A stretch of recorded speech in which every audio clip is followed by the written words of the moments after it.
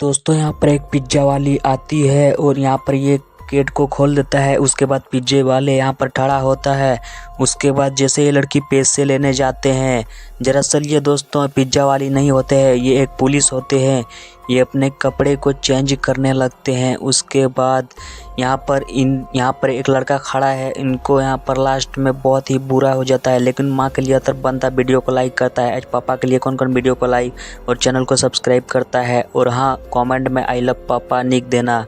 उसके बाद दोस्तों यहाँ पर जैसे पिज्ज़ा वाली लेकर यहाँ पर जाने लगती है और यहाँ पर इसको अरेस्ट कर लेते हैं।